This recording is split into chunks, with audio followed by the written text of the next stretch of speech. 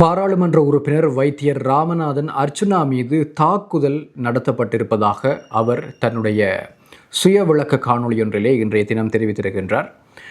இது அவருடைய காணி பெரியவிளான் பகுதியில் இருக்குது. அந்த காணி தொடர்பான ஒரு சர்ச்சையால் எழுத்திருக்கின்ற ஒரு பிரச்சனை தான் இந்த பிரச்சனை.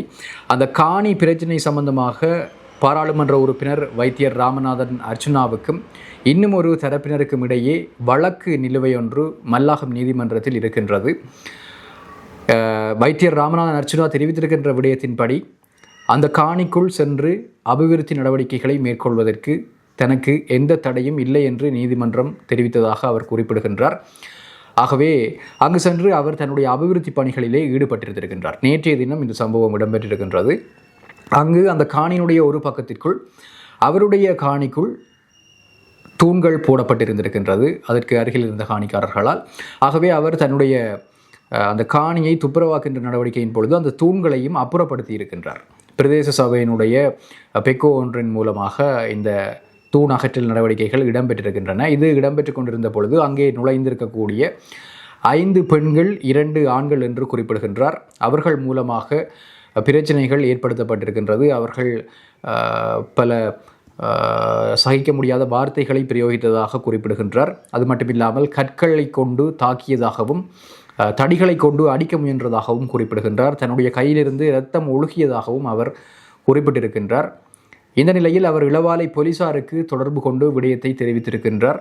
அது மட்டுமில்லாமல் தன்னுடைய சுய பாதுகாப்புக்காக அவருக்கு பாராளுமன்றத்தினால் வழங்கப்பட்டிருக்கக்கூடிய அந்த அந்த கைத்துப்பாக்கியை எடுத்து தன்னுடைய கையிலே தான் வைத்திருந்ததாகவும் குறிப்பிடுகின்றார்.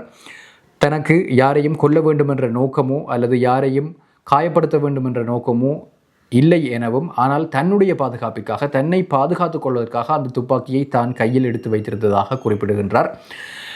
தன்னுடைய பாதுகாப்புக்காகத்தான் அந்த துப்பாக்கி தனக்கு வழங்கப்பட்டதாகவும் அவர் தெரிவிக்கின்றார். அது மட்டுமில்லாமல் 2026ஆம் ஆண்டினுடைய 11ஆம் மாதம் என்று நினைக்கின்றேன், அந்த காலப்பகுதி வரை தனக்கு ஒரு வருடத்திற்கான லைசன்ஸ் இருப்பதாகவும் போலீசாரிடம் தான் தெரிவித்ததாகவும் அவர் குறிப்பிட்டிருக்கின்றார்.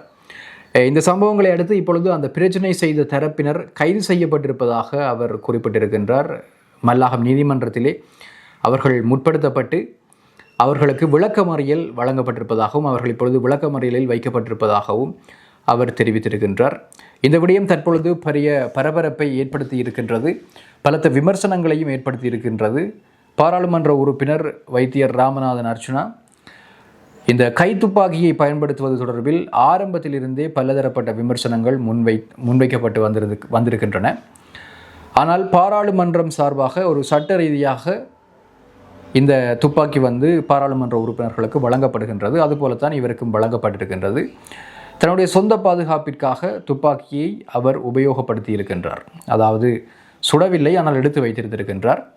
அந்த பாதுகாப்பு நடவடிக்கைகளுக்காகத்தான் இந்த துப்பாக்கிகளும் வழங்கப்படுகின்றன. ஆகவே இந்த துப்பாக்கி அவரிடம் இருப்பது எப்பொழுதாவது ஒரு நாள் பொதுமக்களுக்கு ஆபத்தாக அமைந்து விடலாம் என்கின்ற விமர்சனங்கள் முன்வைக்கப்பட்டிருக்கின்றன. ஆனால் பாதுகாப்பின் நிமித்தம்தான் அது தனக்கு வழங்கப்பட்டிருக்கின்றது என்று தன்னுடைய தரப்பு வாதத்தை முன்வைக்கின்றார் பாராளுமன்ற உறுப்பினர் வைத்தியர் ராமநாதன் அர்ச்சுனா. இது தொடர்பான உங்களுடைய கருத்துக்களை பதிவிடுங்கள். பாராளுமன்ற உறுப்பினர்களுக்கு துப்பாக்கி வழங்கப்பட்டிருப்பது இது தொடர்பான உங்களுடைய கருத்துக்கள் என்ன? வைத்தியர் ராமநாதன் அர்ச்சுனா இந்த துப்பாக்கியை தன்னுடைய பாதுகாப்பிற்காக பயன்படுத்தியமை குறித்து உங்களுடைய கருத்துக்கள் என்ன? மற்றும் ஒரு காணொலியில் சந்திக்கலாம். இது தொடர்பாக ஒரு காணொலியும் வழியாக இருக்கின்றது, அதனையும் இணைத்துக் கொள்கின்றேன். உங்களுடைய கருத்துக்களை பதிவிடுங்கள். நன்றி.